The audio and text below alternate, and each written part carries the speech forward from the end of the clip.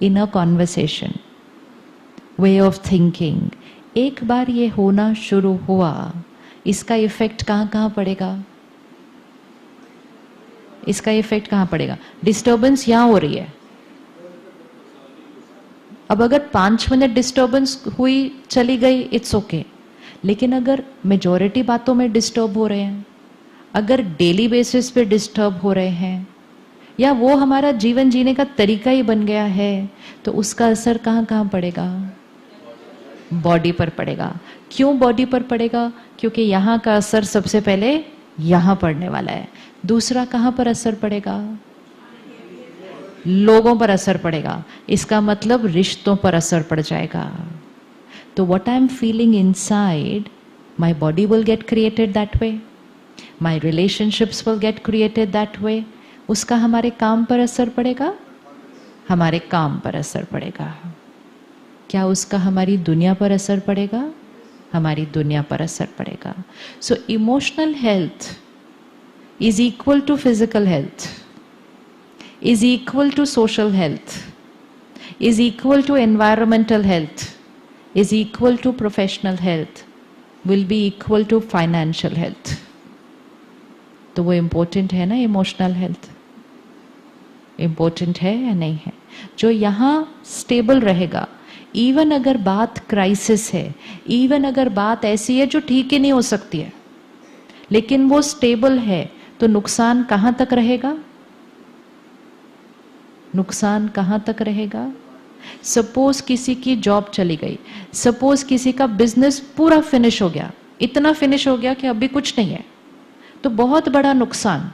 लेकिन नुकसान कहाँ तक रखना है? वहां तक रखना है। लेकिन अगर वो नुकसान वहां का यहां हो गया, फिर यहां नुकसान, फिर यहां नुकसान, फिर लोगों के साथ नुकसान, और इतने नुकसान होने के बाद वो वाले नुकसान को ठीक करने की ताकत खत्म। Outside world is not in our control. The outside world is not in our control. हमारे कंट्रोल में क्या? जीवन हमारे सामने क्या लेकर आता है? Not in our control. जीवन हमारे सामने क्या लेकर आता है? Not in our control.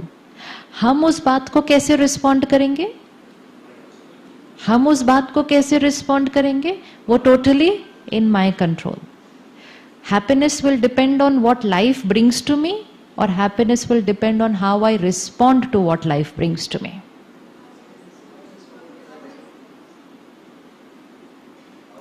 Happiness will depend on what life brings to me, or happiness will depend on how I respond to what life brings to me. So it then depends on me. If happiness depends on me, then health depends on me, then relationships depend on me, then work depends on me, the world depends on me. How much time am I taking care of that me?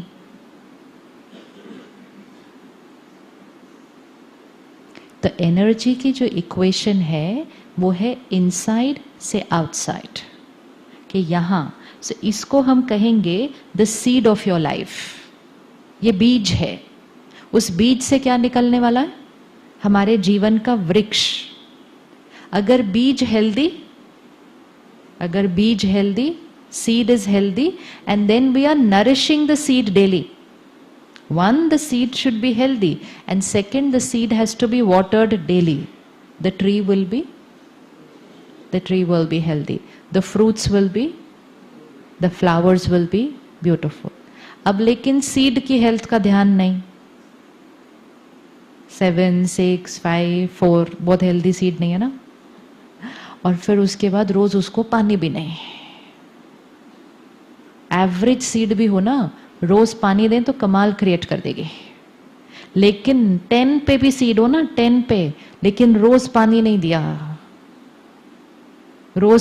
दिया, तो tree क्या हो जाएगा? So we have to remember where is the seed and where is the tree. हमने छोटी सी equation क्या की, हमने कहा जब ट्री हेल्दी होगी ना, तब ये सीड हैप्पी हो जाएगा। तो हम पिछले कुछ सालों से अपनी ट्री पे बड़ी मेहनत कर रहे हैं, बिस्लरी पानी पीते हैं, ऑर्गेनिक खाना खाते हैं, हम जिम जाते हैं। पहले हमारे पेरेंट्स ग्रैंड पेरेंट्स कुछ नहीं ऐसा करते थे, लेकिन उनका सीड हमारी सीड से थोड़ा ज्यादा हेल्दी था। हेल्दी था या नहीं हेल्दी था, है ना? तो we are able to see that distinct difference.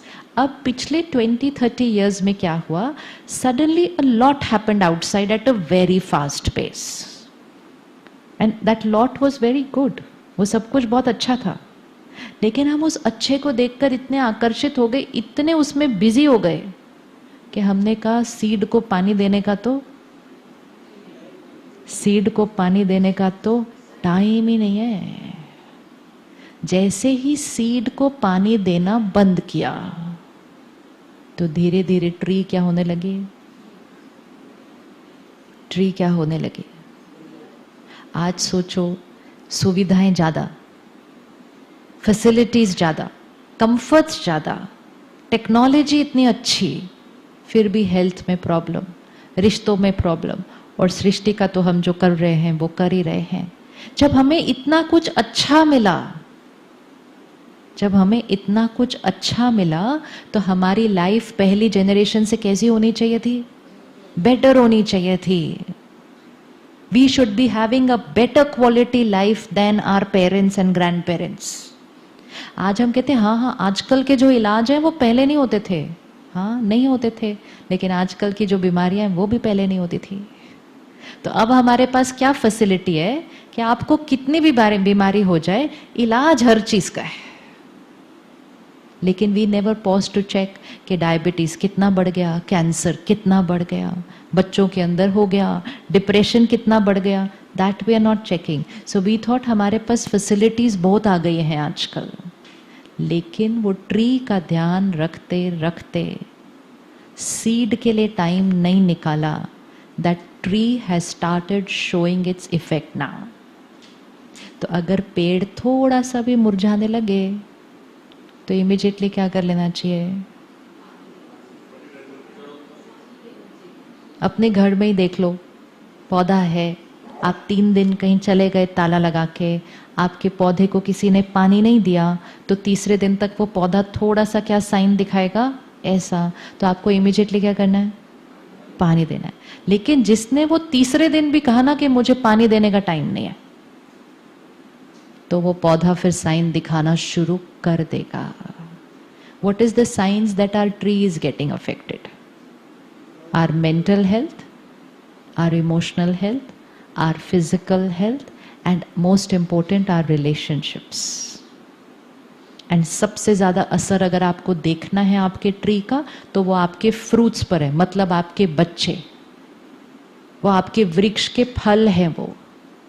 वो बच्चों पर डायरेक्ट असर ये देखो कि उन बच्चों की इमोशनल हेल्थ कितनी आज। अगर अपनी ट्री को पानी दे दिया तो वो जो बच्चे हैं ना, उनकी इमोशनल हेल्थ भी बढ़ जाएगी।